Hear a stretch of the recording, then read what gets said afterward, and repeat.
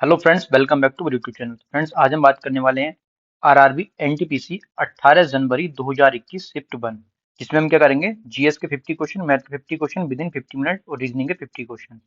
चलिए शुरू करते हैं फटाफट पहले क्वेश्चन से। आपको ये देखना है कि मैं क्वेश्चन क्वेश्चन कर पाता हूँ, कौन सा नहीं कर पाता हूँ। पहले वीडियो पॉज करिए, क्वेश्चन को अटेम्प्ट करिए। आप कितने टाइम में कर रहे हैं, मैं कितने टाइम में बता रहा हूँ, ठीक है।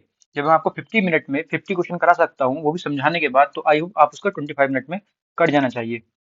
पहले क्वेश्चन की बात करते हैं, निम्नलिखित में से कौन सी रेलवे लाइन अरब सागर के समानांतर चलती है। आप जानते हैं इधर क्या है मेरा, ये गुजरात है, इधर क्या है मेरा, भारत का नक्शा है, ये क्या है मेरा, इधर श्रीलंका। तो इधर क्या पड़ता है, कोंकण कन्नड़ मालाबार। तो इधर क्या है, अरब सागर है, इधर क्या है मेरा, हिंद महासागर है, इधर क्या है मेरे, बंगाल की खाड़ी। ठीक है, तो ये कौन सा हुआ, कोंकण रेलवे। ठीक, नेक्स्ट क्वेश्चन की बात करते हैं। सोहन की ओर इशारा करते हुए राहुल ने कहा, सोहन मेरी पत्नी की बेटी का पति है। क्या कहा, सोहन ने कहा, राहुल ने कहा सोहन की ओर इशारा करते हुए, क्या सोहन जो है, मेरी सोहन मेरी पत्नी की बेटी, मतलब पत्नी की बेटी से खुद की बेटी का पति है, तो इसका क्या हो गया, दामाद हो गया। सिंपल था। नेक्स्ट क्वेश्चन की बात करते हैं। निम्नलिखित में से किस राज्य में रेलवे लाइनों की लंबाई किलोमीटर में सबसे अधिक है। ये है अपना यूपी, इसमें सबसे ज्यादा रेलवे लाइन है, किलोमीटर की बात करेंगे तो। नेक्स्ट क्वेश्चन, यदि 1 1 1 ... n अंक 9 से विभाज्य हैं, तो n का न्यूनतम मान क्या होगा। आपको पता है 9 से कटने का डिविजिबल का रूल क्या होता है, कि all number some is divide by 9। ठीक है, ये देखो 1 2 3 4, 4 तो ये दे रखा है, प्लस 5 वन और चाहिए ताकि मेरा 9 बन जाए। तो कितने टाइम्स वन आएगा, आप बोले 9 टाइम्स वन आएगा। तो न्यूनतम मान क्या होगा, n का 9 हो गया, क्योंकि ये 1 1 1 1 1 9 बार लिखूंगा तभी तो इनका सम ऐसे करूंगा तो 9 आएगा। जो 9 बार आएगा तभी तो 9 आएगा। मान लीजिए 1 2 3 4 5, 5 बार लेके कितना, एक और एक दो और एक तीन और एक चार और एक पांच ही तो आया। ऐसे ही 9 बार लिखूंगा तो 9 आएगा। 9 से कटने का रूल ये क्या होता है, कि उनके जो डिजिट है उनका सम हमेशा 9 से डिवाइड होना चाहिए। नेक्स्ट क्वेश्चन की बात करते हैं। एक मशीन का अवमूल्यन दर 10% वार्षिक है। 10% मतलब क्या, 1/10। तो वो कम हो रही है हर साल एक, तो 10 से हो रही है 9 पहले साल में। फिर अगले साल के 2 वर्ष तक बोला उसने, फिर भी क्या होगी, 10 से 9 दूसरे साल में कितनी हो जाएगी, 100 से 81 हो जाएगी। 10 10 जा 100, 9 9 जा 81, 81 हो गई। तो अगर आप वर्तमान मूल्य, मतलब ये वाला जो मूल्य है कितना है, 16200, छोड़ो, जीरो की जरूरत नहीं है। देखो कितने टाइम्स जा रहा है, बोले 2 टाइम्स जा रहा है। ठीक है, एक यूनिट का मान कितना आ गया, 2। 2 वर्ष पहले मतलब ये वाला कितना था, मल्टीप्लाई 2, 2 1 जा 2, ये राइट आंसर आ गया। कितना सिंपल था। ऐसे ही करते हैं कंपाउंड इंटरेस्ट में। यदि 12 51 x 17 जब भी ऐसे दे रहे चतुर्थ अनुपात दे, तो बाहर वाले की बाहर वाले से गुणा, अंदर वाले के अंदर वाले से गुणा हमेशा आपस में इक्वल होती है। कैसे, 12 × 17 इज इक्वल टू 51 गुणा एक्स। 17 तो 51, 3 7 21, एक्स की वैल्यू क्या आ गई, 7 आ गई। 3 चौक 12, सॉरी 12 है ना ये, देखो ये 21 मैंने गलत बोल दिया। 12 × 17 बाहर वाले की बाहर वाले से गुणा, इज इक्वल टू अंदर वाले की अंदर वाले से गुणा। 17 तो 51, 3 चौक 12, तो हो गया ना 4 is equal to X, X की वैल्यू 4। Next question. तो हम फालतू बात तो करेंगे नहीं, फटाफट फटाफट जो क्वेश्चन है आपका सोल्यूशन बताएंगे। अगर वीडियो को सोल्यूशन आपका अच्छा लग रहा हो तो वीडियो को लाइक करें, चैनल को सब्सक्राइब करें और अपना नोटिफिकेशन बेल भी आइकन ऑन कर दें, ठीक है। तो उस वृत्त के व्यास की माप ज्ञात करनी है। व्यास जानती है ना, डी कितना होता है, 2r के बराबर होता है, त्रिज्या का दुगुना व्यास होता है, ठीक है। जिसकी परिधि, वृत्त की परिधि क्या होती है, आप बोले वृत्त की परिधि होती है 2πr। कितनी दे रखी है मेरे को, 8.8, 8.8। तो 8.8 इज इक्वल टू 2 मल्टीप्लाई 22/7, पाई की वैल्यू मल्टीप्लाई आर। कितना, 22 दूनी 44 दूनी 88, 0.2 टाइम्स, 7 दूनी 14, 1.4 इज इक्वल टू आर। तो ये है आर। पूछा क्या मुझसे, डी पूछा है, तो कितना होगा 2r, D is equal to 2r होता है ना। तो कितना होगा, 2 गुणा 1.4, 2.8, राइट आंसर। ठीक, ये ला के मतलब ना आंसर मिल गया। उसने त्रिज्या नहीं पूछी, उसने पूछा वृत्त के व्यास की माप, व्यास मतलब डायमीटर, डी। डायमीटर क्या होता है, त्रिज्या का दुगना। ऐसा क्वेश्चन मिले पॉइंट के नीचे पॉइंट रखो, हमेशा ऐड कर दो, काम खत्म। क्या दे रखा है, 1 2 5 4, पॉइंट नहीं है तो पॉइंट लगाओ, जीरो बढ़ाओ, बाद में कितने पॉइंट लगाओ इतना जरूरी पड़ा, फर्क नहीं पड़ता। फिर पॉइंट के नीचे 4, कितना है 5 2 1, फिर क्या है 12.54, फिर क्या है 1.254, 4 9 4 5 9 2 11, 4 5 9 10 12 13 3.194। ये दो बचे। 5 2 7 और एक 8 और एक 9। 5 4 9, 9 2 11 और एक 12 एक 13 का 3 हाथ से लगा एक। 5 2 7 और एक 8 और एक 9, 9 3, ये 8 3। ये नहीं होगा, ये वाला होगा। ठीक है, पूरा भी चेक कर सकते हैं आप। ये 3 हो जाएगा, ये 1 हो जाएगा। कैसे किया देखो, 4 4 5 4 9, 4 5 9 2 11 हाथ से लगा एक। 5 4 9 2 11 एक 12 और एक 13, 3 हाथ से लगा एक। 5 2 7 एक 8 और एक 9, 2 और एक 3 एक का एक। बस ये ध्यान रखना है, पॉइंट के नीचे पॉइंट आना चाहिए, और इसमें कोई ऐसा रॉकेट साइंस नहीं लगा है। लॉर्ड कर्जन, बंगाल विभाजन कब किया गया था? 1905 में। बंगाल विभाजन के निर्णय का वास्तविक कारण किसे माना जाता है? अंग्रेजों की फूट डालो और राज करो नीति को माना जाता है। सही बात है। लॉर्ड कर्जन ने क्या किया था? राज्य हड़प नीति कैसे किया था कि अंग्रेजों में फूट डाला आपस में इनको, और राज करो ना, आपस में लड़ा दो और खुद राज करो। जो आज भी होते हैं, चाहे हिंदू मुस्लिम, तुम सुनते होंगे, नेता लोग करते हैं, फूट डालो राज करो, कर ही रहे हैं। जे का मान 25 है, गेम का मान 65 है, तो इनमें से कौन सा बेसिक का मान होगा? ऐसे क्वेश्चन को पता है तो करो, पर नहीं पता है तो लॉजिक का स्किप करो, आगे बढ़ो। इसमें एक थोड़ा अजीब सा लॉजिक है। क्या? जैसे जे मेरे को पता है 10 पे आता है, लेकिन दे रखी है इसकी कोडिंग वैल्यू 25। कैसे? ये हो सकता है 5 प्लस 5 क्या हो, या 5 मल्टीप्लाई 5 क्या हो। देखो कैसे, जी आता है 10 पे तो 5 प्लस 5 10 होता है, लेकिन दे रखा 25, तो हो सकता है 5 मल्टीप्लाई 5 क्या हो। अगला और देखता हूँ मैं। जी आता 7 पे, ए 1 पे, एम 13 पे, ई 5 पे। टोटल कितना होगा? 7 और एक 8 3 11 5 16। 7 और एक 8 3 11 5 16, कैरी 1 1 और 1 2, 26। 26 दे रखा 65, तो 26 दूनी 52 भी नहीं है।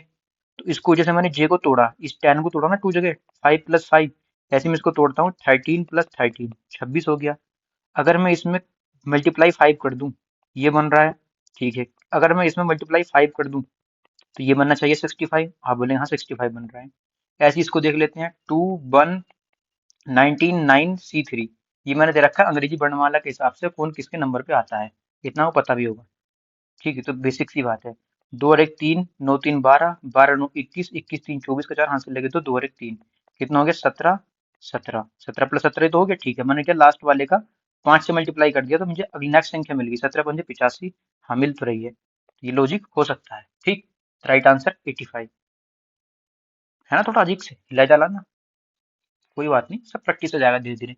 यूएन पर्यावरणीय गतिविधियों का समन्वय करने वाला अंतर्राष्ट्रीय संगठन कौन सा है? यूएन जानते हैं ना, तो क्या संयुक्त राष्ट्र सुरक्षा परिषद या संयुक्त राष्ट्र पर्यावरण कार्यक्रम? उसने पूछा है पर्यावरण के लिए, तो पर्यावरण कार्यक्रम ही तो आएगा। संयुक्त राष्ट्र यूएन हो गया, पर्यावरण गतिविधियों का समन्वय करने वाला अंतरराष्ट्रीय संगठन है संयुक्त राष्ट्र पर्यावरण कार्यक्रम, इसे बोलते हैं UNEP. UNEP, United Nation environment programme. ठीक। बिहार का चंपारण महात्मा गांधी द्वारा किस वर्ष के लिए सत्याग्रह का साक्षी था? आपको पता है कि 1915 में महात्मा गांधी भारत आए थे। 1916 में लखनऊ अधिवेशन हुआ था।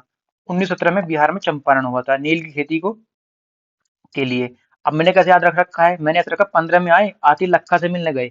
लखा से बोलते हैं यार मुझे किसका साथ चाहिए? चंपा का साथ चाहिए। तो एक साथ, साथ चाहिए मतलब जिसके लास्ट में साथ आ रहा है वो चंपारण है। तो मैं कभी कंफ्यूज नहीं होता, मुझे किसका साथ चाहिए? मुझे चाहिए चंपा का साथ। तो 1917 सिर्फ याद कराने के लिए बोल रहा हूँ। चंपारण, चंपा का साथ, एक साथ, चंपा का साथ, एक साथ चलेंगे हम और नील की खेती वाला काम करके आएंगे। ठीक है, एक साथ चंपा के साथ। नेक्स्ट क्वेश्चन की बात करते हैं। संयुक्त राष्ट्र द्वारा पर्यावरण एवं विकास पर रियो घोषणा की मंजूरी किस वर्ष दी गई थी? किसकी रियो घोषणा? तो यह रियो घोषणा की मंजूरी दी गई थी 1992 में। कब दी थी? 1992। एक नई दो, 9-2, एक नई 9-2। ठीक है, एक नौ 9-2, जैसे एक नौ इसको उल्टा करेंगे रियो 9-2, तो इसको रिवर्स इसका धोना, एक नौ 9-2 रियो घोषणा। पक्षियों के अध्ययन को कहते हैं, क्या कहते हैं? ऑर्निथोलॉजी, पक्षी विज्ञान, इसे बोलते हैं पक्षी विज्ञान। ठीक है, सर पूछता है एंथ्रोलॉजी क्या है, हर्पेटोलॉजी क्या है, ऑप्थेल्मोलॉजी क्या है। ठीक है, ये पता होना चाहिए आपको। मानव आंखों में निकट दृष्टि दोष को क्या कहा जाता है? उसे कहते हैं मायोपिया। आप बोलते हैं निकट दृष्टि दोष किसे होता है? जिस भी इंसान को दूर की चीज दिखाई नहीं देती, उसको क्या होता है? निकट दृष्टि दोष होता है। आपने सुना भी होगा, ये देख क्या निकल रहा है, बोले चांद निकल रहा है, तो और से दूर को क्या देखेगा? एक चलता है ना मीम्स, तो ऐसे क्या है, मेरा पिया मुझे दिखाई नहीं दे रहा, मायोपिया, मेरा पिया दिखाई नहीं दे रहा, मतलब वो दूर होगा तभी दिखाई नहीं दे रहा। घर में पिया घूम रहा है, थोड़ी दिखाई नहीं देगा, इतने अंदर से कोई नहीं होता। वो तो फिर अंधा ही है, कोई दोष वोष नहीं है उसे, ठीक है, वो तो अंधा ही है फिर। माया पिया क्यों दिखाई नहीं दे रहा? मेरा पिया मुझसे बहुत दूर है, तो मेरा पिया दिखाई नहीं दे रहा, तो मायोपिया। मायोपिया मतलब मेरा पिया दिखाई नहीं दे रहा, तो दूर है इससे, इसलिए दिखाई नहीं दे रहा। दूर में कौन सा होता है? निकट दृष्टि दोष, उल्टे चलता है ना। दूर का दिखाई नहीं देता तो निकट दृष्टि दोष है, पास का दिखाई नहीं देता तो दूर दृष्टि दोष है। ठीक है, अब इसके लिए कौन सा लेंस चाहिए कमेंट बॉक्स में बताइए। नेक्स्ट क्वेश्चन, 1916 में कांग्रेस के लखनऊ अधिवेशन कब हुआ था? मैंने बताया था ना 1916, देखो देवी रखी है ये। कांग्रेस का लखनऊ अधिवेशन में नरमपंथी दल और चरमपंथी दल दोनों का विचारधार के नेता एकजुट हुए थे। इसकी अध्यक्षता किसने की थी? अंबिका चरण मजूमदार ने की थी। किसने की थी? अंबिका चरण मजूमदार ने की थी। ये बहुत पूछता है, जैसे मुस्लिम लीग से पूछता है, मोहम्मद अली जिन्ना से पूछता है, यहाँ पे सबके नाम आते हैं, एनी बेसेंट का नाम आता है, तो अंबिका चरण मजूमदार का नाम भी आता है। ठीक। नेक्स्ट क्वेश्चन की बात करते हैं, 17। 47 की पावर 25 माइनस 1 की पावर 25 लिख सकता हूँ मैं? आप बोले हाँ जरूर लिख सकता हूँ। पावर 25 क्या होगा? ए प्लस बी है माइनस बी, फॉर्मूला बन जाएगा। माइनस मैंने अंदर गलत ले लिया, ये बाहर आएगा माइनस ये हो गया ना, ए स्क्वायर माइनस बी स्क्वायर। क्या लिख सकते हैं इसको? मैं ए माइनस बी, ए प्लस बी। आपको दिख रहा है ए माइनस बी कितना हो जाए? 47 माइनस 1 कितना होगा? 46। 46 किससे कटेगा? 23 से। Simple, right answer. 2 से 3 सेकंड में हो जाता देखते ही। 47 और एक, a square minus b square, 47 minus 46, 23 दूनी 46। यही आंसर है। मल्टीपल में चाहे कुछ भी हो, मैं आपसे बोलूँ 16 को काटना है तो आप लिखोगे 2 गुणा 8। 2 कट रहा है, 16 तो खुद ही कट जाएगा, मैं लिख दूंगा 50। आप बोले 2 गुणा 25, 2 कट रहा है तो 50 खुद ही कट जाएगा। मल्टीपल 5 भी है, एक मल्टीपल कट गया चाहिए, पूरी संख्या खुद ही कट जाएगी। ये तो बेसिक सी बात है। नेक्स्ट क्वेश्चन, बाईचुंग भूटिया के समर्थन में ओलंपिक मशाल रिले को ले जाने से इनकार करने वाले प्रथम भारतीय खिलाड़ी। देखो वाईचुंग तीन चांग चुंग कहाँ होते हैं? ये चीन में होते हैं। तिब्बती स्वतंत्रता आंदोलन रिलेट करा, देखो नाम से पता चल रहा है। बाईचुंग भूटिया ऐसे याद कर सकते हैं, कहाँ का? चीन के होते हैं, चीन चोंग चुंग। तो तिब्बत, तिब्बत कहाँ पड़ता है? चीन में। स्वतंत्रता आंदोलन के लिए इसने मना कर दी थी कि मैं मसाल लेके नहीं जाऊंगा। प्रसिद्ध हॉर्नबिल महोत्सव भारत के किस पूर्वोत्तर के राज्य के लिए महत्वपूर्ण है? नागालैंड के लिए। जैसे आपने देखा कि बिल में नाग बढ़ते हुए देख लिया और आपके मुंह से निकला तो नहीं नाग, नाग सीधा क्या बन रहा है? हॉर्न दबा दिया डर के मारे, किल्ली निकल गई, हॉर्न बज गया। कहते कहते चिल्ला रहा, हॉर्न बजा रहा, यू गया नाग, यू जा रहा नाग है ना, यू जा रहा नाग। Next question, question number 20। देखो ये कितना है? मेरे को दिख रहा है 3 × 9 + 1 कितना होता है? 28। ऐसे ही 9 × 1 + 1 82। नहीं ऐसा भी नहीं आ रहा। और क्या हो सकता है? क्यूब करके देखता हूँ। 3 का क्यूब कितना होता है? 27 + 1 28। 9 का क्यूब कितना होता है? आपको पता है 729। कितना? 9 × 9 = 81 × 9 729 + 1 730। हाँ ये बात बैठी, क्यूब करके 1 ऐड कर दिया। नेक्स्ट क्वेश्चन, वनों की कटाई के लिए प्रमुख रूप से जिम्मेदार कारकों में से एक है, कौन है? कृषि है। क्यों है वनों की कटाई के लिए प्रमुख रूप से जिम्मेदार? आजकल लोग क्या कर रहे हैं? वन काट काट के जमीन हड़प रहे हैं और वहां पर कृषि कर रहे हैं। तो वनों की कटाई के लिए प्रमुख रूप से जिम्मेदार कारकों में से एक है कृषि। और आपने देखो पहले हमारे खेत के चारों तरफ डोल होती थी, डोल पे पेड़ लगे होते थे, पता होगा सबको। लेकिन आजकल हमने वो भी कटवाने शुरू कर दिए, क्यों? कोई पत्ते गिरते हैं, हमारी खेती अच्छी नहीं होती है, इस चक्कर में हमने काटो इनको भी काटना शुरू कर दिया। हड़प्पा सभ्यता की मोहर पर निम्नलिखित में से कौन सा पशु अक्सर देखा जाता है? सबको पता है बैल की मोहरें चलती थी, उस टाइम बैल दिख रहा था, कुबड़ वाला, एक कुबड़ वाला बैल। निम्नलिखित में से कौन सा भारत में स्थानीय शासन का हिस्सा नहीं है? तो देखो जिला परिषद भी है, स्थानीय शासन गांव में होती है, ग्राम पंचायत गांव में होती है, नगर पालिका शहरी स्तर पर होती है, विकास प्राधिकरण क्या है? स्थानीय शासन शासन का हिस्सा नहीं है। बाई ऑप्शन ही चल रहा है पता। नेक्स्ट क्वेश्चन दे रखा है क्या? 3x/2y = 48/72, 16 टाइम्स, 36 टाइम्स, कितना हो गया? x/y = 16/36। ठीक है, इसे और काट लो, कट रहा है तो। 2 × 8 = 16, 2 × 2 2 × 8 = 16, 2 × 4 = 8, 2 × 9 = 18, 4/9 राइट आंसर। नेक्स्ट क्वेश्चन, इसमें मैं थोड़ा आसान था इस वाले सेक्टर में। एक वृत्ताकार पथ की बाह्य और आंतरिक त्रिज्याएं 2a और b दे रखी है, उसका क्षेत्रफल क्या होगा? वृत्ताकार पथ की बाह्य त्रिज्या और आंतरिक त्रिज्या, मैंने मान लिया वृत्ताकार पथ है, ये घेरा, ये घेरा, ये थोड़ा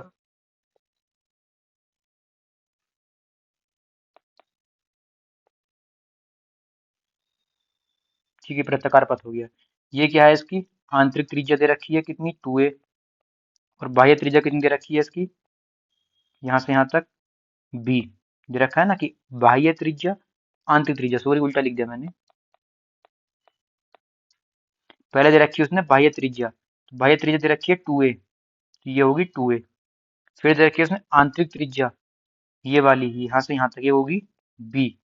तो क्या पूछा है क्षेत्रफल किसका, वृत्ताकार पथ यही तो है, इसका क्षेत्रफल पूछा है इतना, ये वृत्ताकार पथ यही तो है, ये पूछा है ये क्षेत्रफल। ठीक है, कैसे निकालूंगा आपको पता है, pi capital R square minus pi small R square, pi common ले लूंगा, capital R square minus small R square. ठीक है, तो ये ऑप्शन पाई कॉमन नहीं, ये ऑप्शन पाई कॉमन नहीं है, इन दो में से एक होगा। कैपिटल आर की वैल्यू कितनी है आपको दिख रही है 2a है, ये हो जाएगा 2a का होल स्क्वायर मतलब 4a square, minus small are कितना दे रखा है b स्क्वायर। ये है पाई बाहर का बाहर, ये हो गया राइट आंसर। कितना सिंपल था, आई होप आपको समझ में भी आया होगा और आसान भी लगा होगा। Government of India has introduce Beti Bachao Beti Padhao programme to address the issue of, कब शुरू किया गया था 2015 में। बेटी बचाओ बेटी पढ़ाओ कहाँ से स्टार्ट हुआ था, हरियाणा सरकार से स्टार्ट किया गया था। क्यों हुआ था, क्योंकि वहां पे हरियाणा में क्या है सर्वाधिक न्यूनतम लिंगानुपात कहाँ है, हरियाणा में। सबसे उच्चतम कहाँ है, केरल में। तो डेक्लाइन इन गर्ल चाइल्ड सेक्स रेशियो, इस चीज को लेकर किया गया था। लिखा भी है देखो बेटी बचाओ, ठीक। तो बेटी पढ़ाओ मतलब जागरूकता होगी, बेटी को पढ़ाओगे तो बेटी खुद ही बचेगी। नेक्स्ट क्वेश्चन, सबसे कम साक्षरता बेटी की वही है हरियाणा में।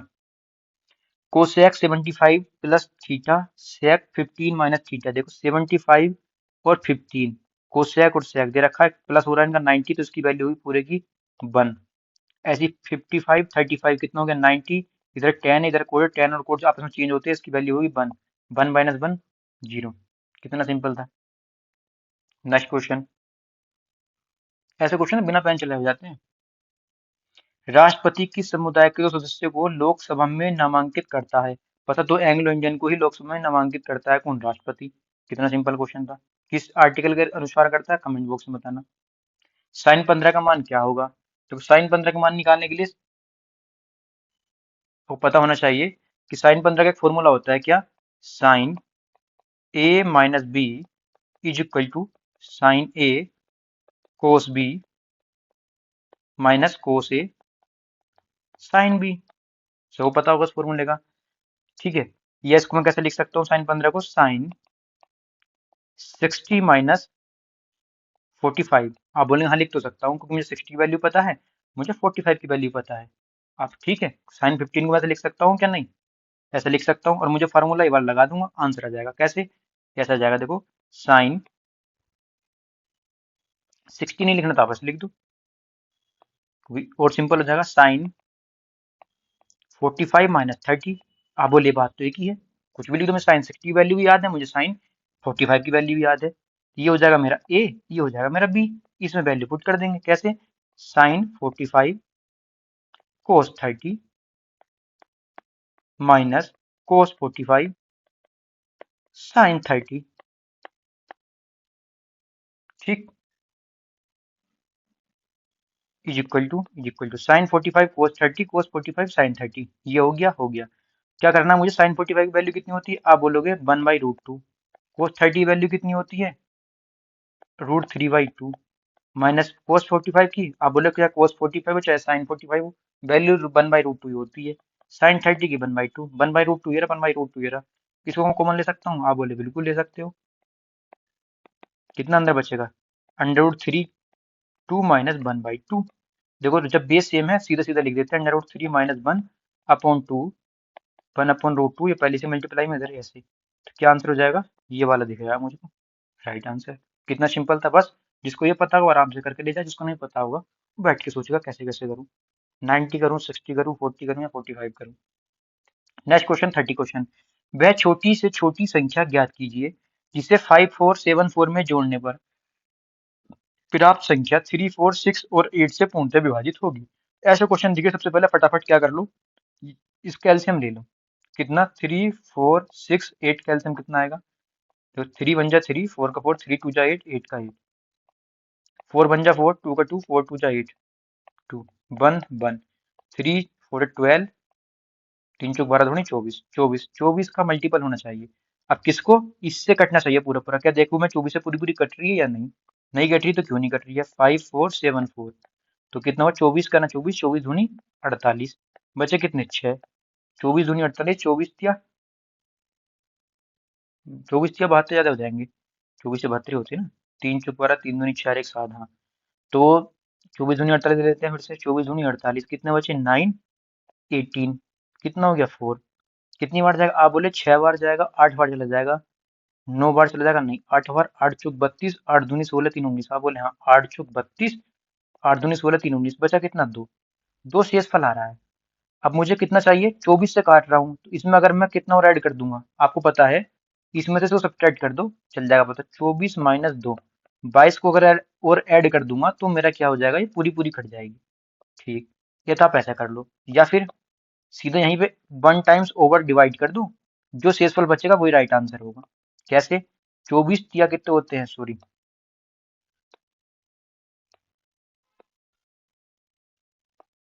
24 क्या होते हैं 72, 4, मैंने पता नहीं क्या कर दिया, कितनी बार जा रहा था ये 24, तो यहाँ 2 लिखा हुआ था, यहाँ 3 लिखना पड़ेगा मुझको। हम्म,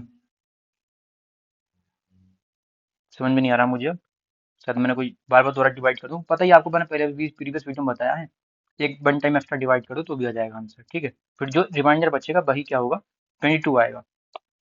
नेक्स्ट क्वेश्चन की बात कर लेते हैं। कुछ ताले कुंजियां हैं, कुछ ताले कुंजियां हैं, ये हो गए टी से ताले, के से कुंजी, सभी कुंजी दरवाजे हैं, जितनी भी कुंजी है डी से दरवाजे हो गए।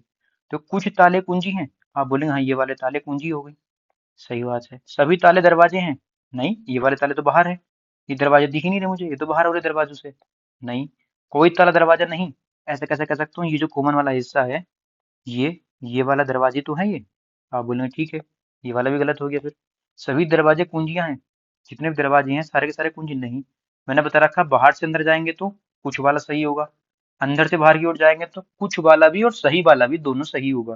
प्रीवियस वीडियो में बहुत अच्छे से एक्सप्लेन करके बता चुका हूँ और हर वीडियो में बताता हूँ। ठीक, नेक्स्ट क्वेश्चन की बात करते हैं। निम्नलिखित में से कौन सा शहर द गोल्डन ट्रायंगल नामक पर्यटन परियोजना का हिस्सा नहीं है। तो कौन सा हिस्सा नहीं है आपको पता है, एलसी के लखनऊ, हमारा यूपी का लखनऊ जो यूपी की राजधानी है लखनऊ, वो क्या है, द गोल्डन ट्रायंगल नामक पर्यटन परियोजना का हिस्सा नहीं है। नेक्स्ट क्वेश्चन 33, एक निश्चित भाषा में, देखो क्या है, इसको ये बोला गया है, इसको ये बोला गया है, इसको ये बोला गया है, तो इसका पूछा है। पहले हम देखते हैं क्वेश्चन क्या पूछा, इट का, इट का दे रखा है, ये दे रखा है इट, मतलब इट के साथ इज भी है कार भी है, तो जो कार यहाँ है वो कार यहाँ भी है, तो जो पहले और तीसरे में कॉमन होगा वो कार का हो जाएगा। सीबीएम सीबीएम, ये तो कार का हो गया, छोड़ो। अब क्या है मेरे पास, इजिएरा, इजिएरा, जो पहले और दूसरे में कॉमन होगा वो इज का हो जाएगा। आप बोलेंगे देखो ये रहा मेरे पास क्या, ये रहा, ये हो गया इज का, बचा क्या इट, ये हो गया इट का, बचा मेरा इट ना, ये हो गया इट का, TUO, TUO। कितना सिंपल, ना मैंने ये पढ़ा ना मैंने ये पढ़ा, सीधा मैंने क्वेश्चन पढ़ा उसके हिसाब से मैंने आंसर लगा दिया, टाइम बचाने का तरीका यही है। नेक्स्ट क्वेश्चन की बात करते हैं। फारसी विद्वान अल बेरूनी अफगानिस्तान और भारत पर हमले के दौरान किस आक्रमणकारी के साथ था। अल बरूनी किसके साथ आया था, बस मेन क्वेश्चन ये है, महमूद गजनबी के साथ आया था, किसके साथ आया था, महमूद गजनबी के साथ, ठीक है ना। बड़ा गजब आदमी है, मतलब ऐसा कह सकते हैं बड़ा गजब आदमी, क्यों, क्योंकि बड़ा अलवेला सा आदमी, कहते हैं ना अलवेला, अनोखा सा आदमी है अलवेला, अलबरूनी अलवेला, गजब मतलब अजीब सा, गजनबी अजनबी गजनबी, ठीक। नेक्स्ट क्वेश्चन की बात करते हैं। 35, एक प्रश्न और उससे संबंधित दो तर्क दिए गए हैं। प्रश्न की बात पहले, तर्क की बात। क्वेश्चन क्या है, क्या भारत में प्लास्टिक बैग प्रतिबंधित कर देने चाहिए, बिल्कुल सही बात है, कर देनी चाहिए, लेकिन हम तरफ से नहीं बोलेंगे, वो देखो तर्क के हिसाब से। तर्क क्या कहता है, हाँ यह प्रदूषण के स्रोत में से एक है और इसके कारण कई बीमारियां होती हैं, बात तो बिल्कुल ठीक है। नहीं, प्लास्टिक के अन्य विकल्प शायद उतने रंगीन और आकर्षक नहीं है, रंगीन आकर्षक के लिए नहीं, कागज की बहुत सारी चीजें से देखता हूँ मैं, बहुत रंगीन होती है, बहुत आकर्षक होती है, क्यों नहीं, प्लास्टिक के अलावा कोई चीजें रंगीन नहीं होगी। तो केवल पहला वाला अच्छा है, क्यों, क्योंकि वो प्रदूषण के स्रोत है और बहुत सारी बीमारी फैलती है। ऐसे पूछना, सोचना जैसे आप वहां बैठे हो, कोई आपसे क्वेश्चन करता है, फिर आपको तर्क देना है, कहते हैं ना वाद विवाद प्रतियोगिता, जो होता है वो इसी में होता है, केवल तर्क बन ही सही है। नेक्स्ट क्वेश्चन, यदि sine theta plus cosec theta is equal to 2, मैं जानता हूं क्या साइन थीटा प्लस कोसेक क्या होता है, 1/sin थीटा। आप बोलेंगे तो मैं भी जानता हूँ, आप ही क्या जानते हो। ठीक, यदि मैं साइन थीटा को 1 मान लूं तो यहाँ 1, तो 1 प्लस 1/1 इज इक्वल टू 2 हो जाएगा। आप बोले ठीक है, साइन थीटा 1 कब होगा, जब मेरे साइन की वैल्यू कितनी होगी, 90। ठीक है, वैल्यू भी 90 की जरूरत नहीं पड़ेगी, यहाँ साइन थीटा 1 मतलब 1 की वैल्यू 8, यहाँ भी 1, 1 की वैल्यू 8। आप बोले यहाँ कोसेक 1 कैसे मान लिया आपने, अरे जब कोसेक थीटा 1/sin थीटा होता है, 1/sin थीटा होता है, और साइन थीटा मेरा मैंने 1 मान लिया, तो 1/1 भी तो 1 ही होता है, तो 1 प्लस 1 2। कितना सिंपल था। अब 1 की पावर कितनी भी कर लो, 8 कर लो, 10 कर लो, 50 कर लो, 100 कर लो, 1 ही आता है। नेक्स्ट क्वेश्चन, निम्नलिखित में से कौन सा कंप्यूटर का एक हार्डवेयर घटक नहीं है। हार्डवेयर उन्हें कहते हैं जिन्हें हम हाथ से छू सकते हैं, सॉफ्टवेयर उन्हें कहते हैं जिन्हें हम हाथ से छू नहीं सकते। ठीक, तो क्या कीबोर्ड भी कंप्यूटर का हार्डवेयर होता है, इस तरह से बना होता है देखो, और उसमें इस तरह बटन होते हैं, ऐसे ऐसे ऐसे ऐसे खूब सारे बटन लगे रहते हैं चौखुंटे से, और उसमें तार निकला रहता है, कंप्यूटर में जोड़ देते हैं। माउस भी इस तरह का होता है, इस तरह का, तो वो भी तार निकल रहता है, कंप्यूटर जोड़ देते हैं। तार ना भी होगा तो भी क्या है, हाथ से छू छू के चलाते हैं। प्रिंटर को भी हम हाथ से छू छू के चलाते हैं। लेकिन मेमोरी क्या है, उसके अंदर इनबिल्ट आती है। आप उसकी बात मत करना, रैम रोम उन्हें तुम छू सकते हैं, नहीं, उसने लिखा नहीं कौन सी मेमोरी, ना रैम के बारे में लिखा ना रोम के बारे में लिखा। रैम क्या होता है, रैंडम एक्सेस मेमोरी। रोम होता है रीड ओनली मेमोरी, उसे सिर्फ लिखा है मेमोरी। हो सकता है इंटरनल स्टोरेज हो सकता है कैश मेमोरी की बात कर रहा हो। तो इसलिए मेमोरी ही क्या है जिसको हम हाथ से नहीं छू सकते। बाकी आपको दिख रहा हो ये तो आप सब पे छू छू के चलाते हैं, मेमोरी को हम नहीं छू सकते, कुछ मेमोरी ऐसी होती है। ये राइट आंसर हो भाई, ऑप्शन भी लगा सकते थे। हरे पौधे और जीवाणु अपने भोजन का स्वयं निर्माण करते हैं। जो हरे पौधे क्या होते हैं, स्वयंपोषी होते हैं, वैसे भी जो अपने भोजन का स्वयं निर्माण करते हैं स्वयंपोषी कहलाते हैं। तो बचपन से पढ़ते आ रहे हैं हम, स्वयंपोषी परपोषी। हम अपन लोग क्या है, हम अपन लोग मतलब जो मनुष्य होता है वो परपोषी होता है, तो डिपेंड होता है किस पे, पेड़ पौधों पर, पशु पक्षियों पर, जानवरों पर, जो लोग मांसाहारी होते हैं पशु पक्षियों पर। ठीक है, हम और से खाना लेते हैं, हम पेड़ पौधे से खाना लेते हैं। जैसे हम गेहूं उगाते हैं, कहते हैं हम तो गेहूं उगा के खुद खा रहे हैं, हम तो ना खाते मांस मछली। लेकिन गेहूं उगा के खा रहे हो, गेहूं तुमने थोड़ी पैदा किया, वो मिट्टी में से निकला ना। तो जो गेहूं बना, ये पेड़ पौधे ये हुए स्वयंपोषी, कैसे कैसे बने। लेकिन आपने इन्होंने फल तैयार करा, मतलब गेहूं पर फल बन के आया, मान सकते हो गेहूं की बाल यही, वो अपने आराम से पकाई, पकाने के बाद आपने फिर पीस पास के आटा बना के खा लिया। तो आप परपोषी हुए, ना कि आपने खुद से कुछ इन्वेंशन किया। सब प्रकृति की देन है। आपने देखा होगा कि आप अपने हाथ से कुछ नहीं कर सकते, जहाँ जैसे जलवायु होगी वहां वही चीज पैदा होती है। आप ऐसे भी समझ सकते हैं। तो आपके हाथ में होता तो आप कश्मीर में खूब गेहूं उगाया करते, खूब गन्ना किया करते। मैं जहाँ रहता हूँ यहाँ पे तो बैंगलोर में, मैंने कभी गन्ना नहीं देखा यहाँ पे, मैंने गेहूं की फसल नहीं देखी यहाँ पे, फसल नहीं देखी मैंने यहाँ पे। गन्ना कैसा होता कोई जानता ही नहीं है यहाँ पे। पुस्तक the test of my life, the test of my life किसके द्वारा लिखी गई है, ये लिखी गई युवराज सिंह के द्वारा। किसके द्वारा, युवराज सिंह। युवराज के मतलब जो युवराज होते हैं वो क्या करते हैं, अपनी लाइफ में टेस्ट करते हैं। बहुत से राजा की औलाद हैं, टेस्ट करते हैं, कोई दिक्कत तो है नहीं, कोई गरीब परिवार के थोड़ी है, युवराज है भाई, राजा की औलाद। ऐसे याद करके याद रख सकते हैं।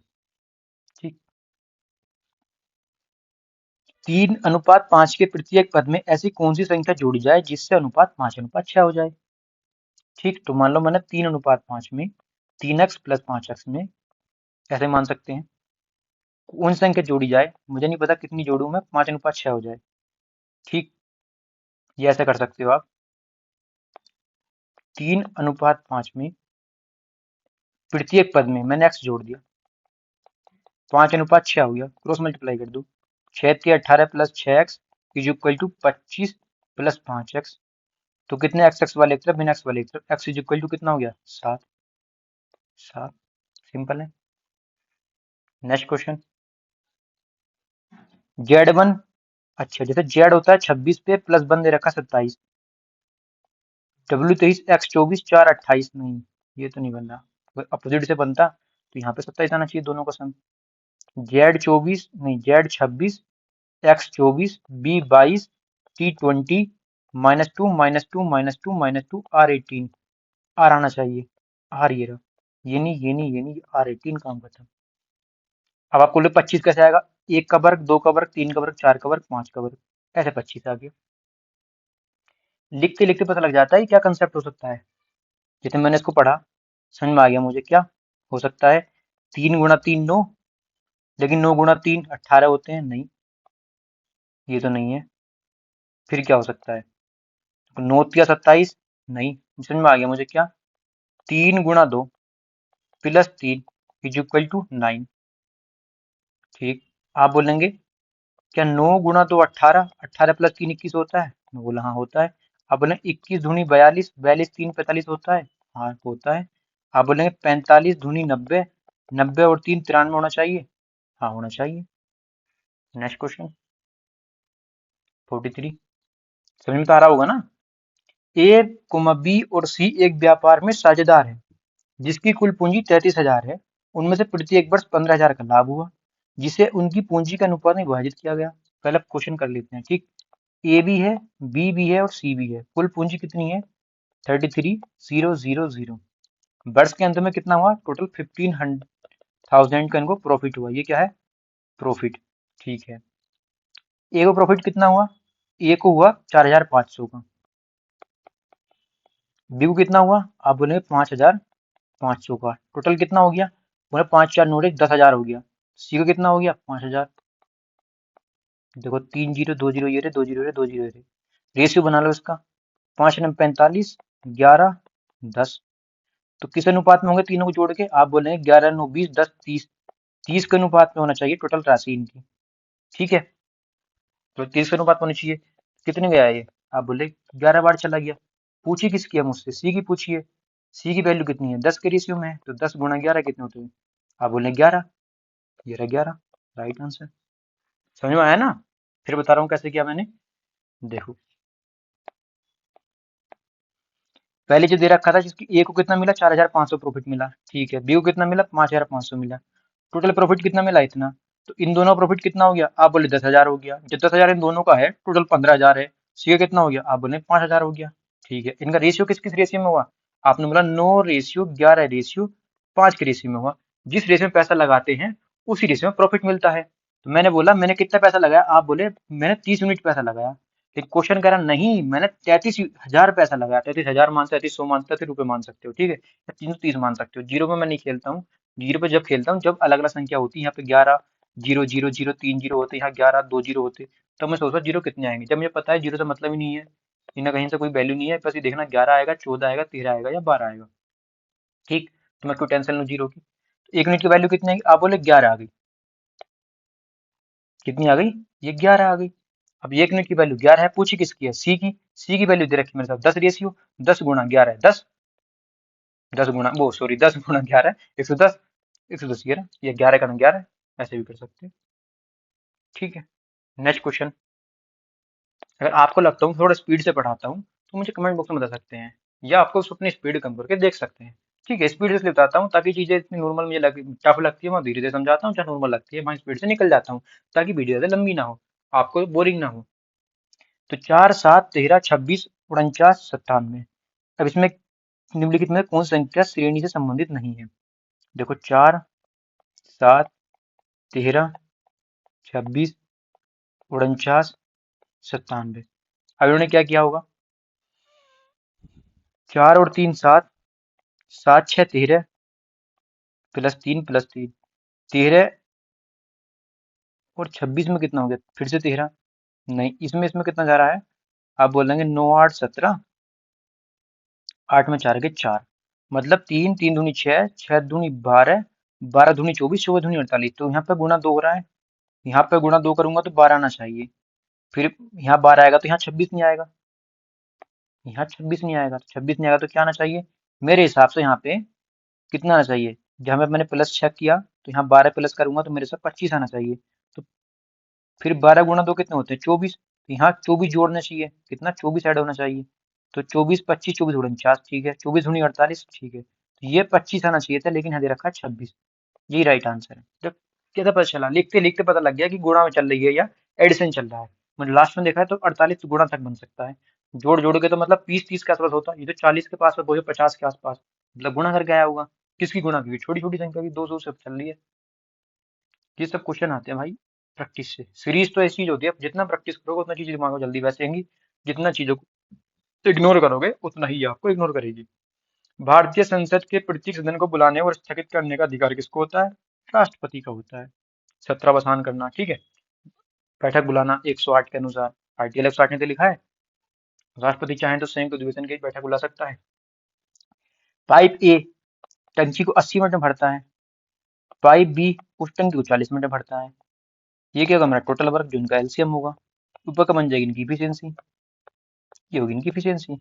यदि ए और बी मिलकर एक साथ खोल दी जाए तो कितना टाइम लेंगे, 80/3 लेंगे, 26 सही 2/3।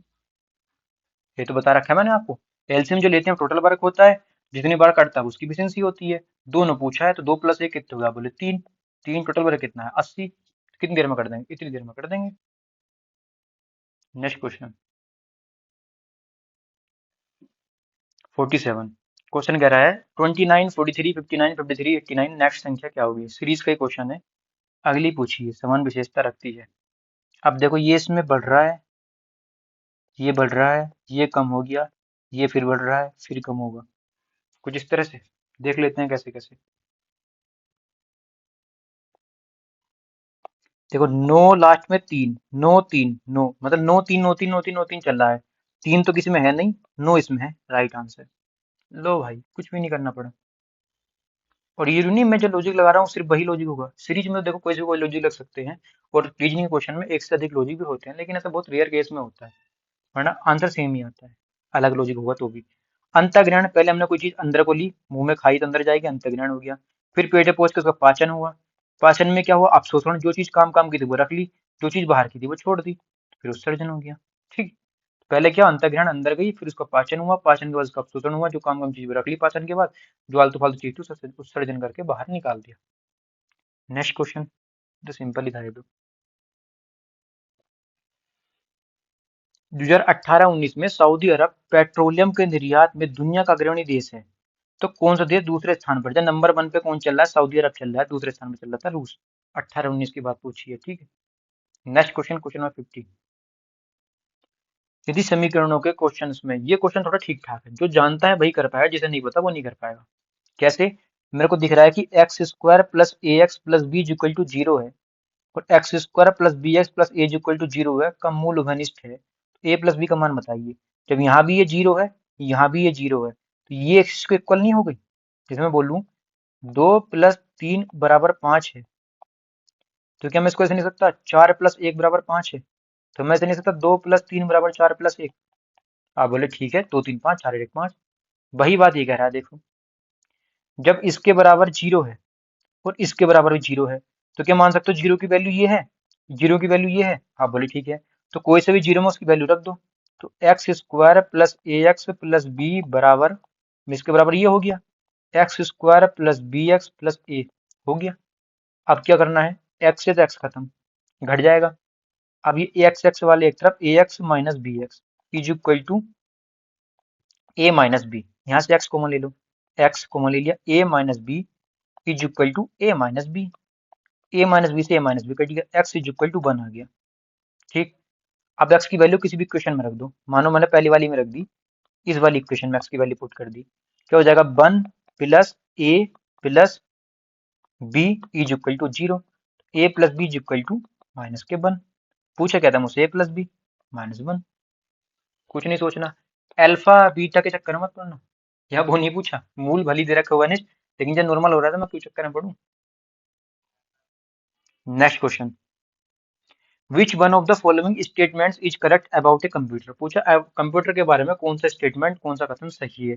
तो एक computer can organise all information on its own, या एक computer is composed of only hardware, या एक computer is a composed of only software, an electric device that stores retrieves and process data. हाँ ये बात बिल्कुल ठीक है, तो कंप्यूटर एक ऐसी इलेक्ट्रॉनिक डिवाइस है जो चीजों को संग्रहित करने में, उनको पुनः प्राप्त करने में, या उनको प्रोसेसिंग डाटा को प्रोसेसिंग करने में काम में ली जाती है। ना तो एक कोई ओनली सॉफ्टवेयर है, ना ओनली हार्डवेयर है, ना किसी इंफॉर्मेशन के लिए है।